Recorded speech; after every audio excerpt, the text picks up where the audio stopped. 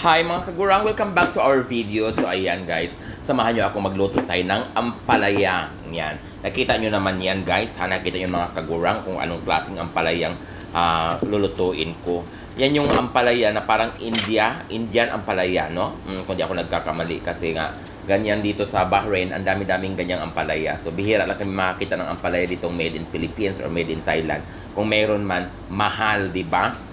Diyos ko.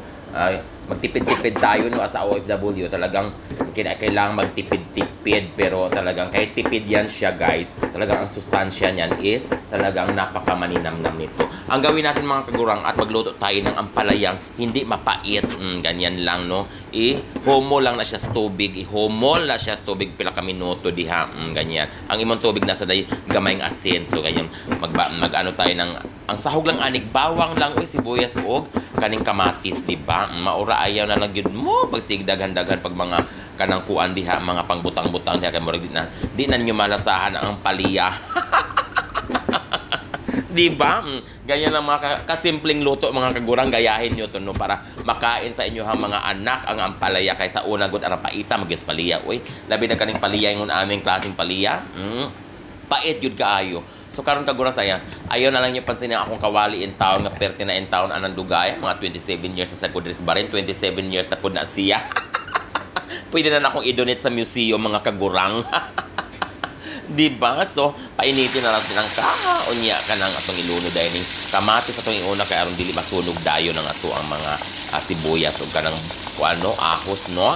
Di ba? Ngun ana lang Diyos ko, inahalan pa bang i-memorize yan, di ba? O di ba mga kagurang, i-try nyo itong lutuin ng ganitong klaseng pagluluto ng ampalaya kay kaingon din mo pagkalami des paliya kay nga di man gid siya pait, di ba? Muna ana ang pagaluto niya ato aday ng butangan dayog kanang itlog, kanang ang itlog mao ray magpalami. Ang uban ani mga kagurang butangan manila kanang hipon, ingon ana butangan pa nila baboy, ingon ana pero gastos pag yun kanang anang baboy, magbaboy ka pa, maghikon ka pa ya kanang dinhayno nimo malasahan ang paliya, di ba? Nga ato ag yung giapas ana ang lasa gyus paliya. Ingon ana lang no, itlog usa ka buok unya iluno dai nato ang ato ang Indian ampalaya. Ibig sabihin Indian ampalaya kanang murag makulubot-kulubot ng iya habang kuan ba iyahang grano. Di ba? Murag maugat-ugat ng paliyaha. Ay, ganahan ba ya sa daan ng mga maugat-ugat, oy, di ba? Mutangan na siya gamay na tong kuan, patis kanang patis god nga. Diyos ko, apong ilag patis sa ato raba sa Bisaya barabang at ang mingon ta paparitaw patis ang hihatag raba to kanang tuyo kay mora man na oy, ang patis mas Bisaya, tuyo man may ilang giingon. Makarelate mo no mga Bisaya no. Labi na dapit sa Bohol ang ato ag yung patis diha at butang at atagan na tag tuyo. So ayan mga kagurang, tikman na natin ang ating ampalaya.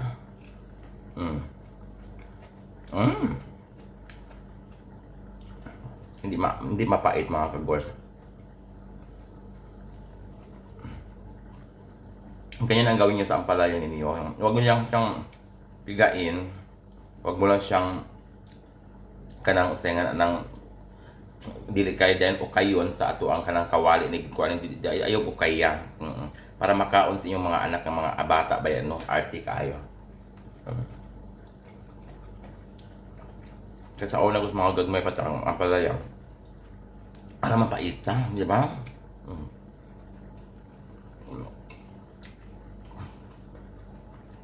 Maraming sa butangan sa itlog. Nang uban ani butangan nila ganang hipon. Lulong. Arte na eh, di ba?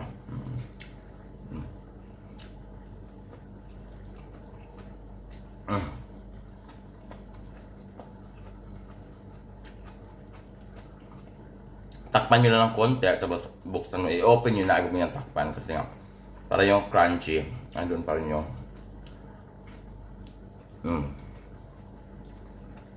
diba, narinig nyo naman mga kagurang crunchy pa siya.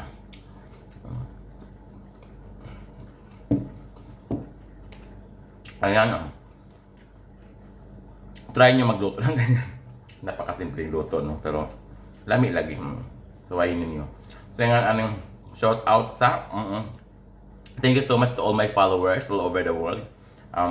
Hindi ko kayo masagot no isa-isa kasi nga talagang lalo na sa messenger ko na talagang ang dami-dami tumatawag. So hindi ko na masagot po. So sorry to everyone, but thank you so much for watching all my vlogs, all my videos. So ayan kasi mag-request mo ning uban nga mag-English na. So di mas takiba mo English lagi. Oy. Mawaligi na diha. Anyway, shout out sa mga kagurang di Sintinila, Barangay Sintinila, Ubay, Bohol, no? Ayan, thank you so much sa inyong support na ako. And God bless. That's all for today's video. Bye-bye.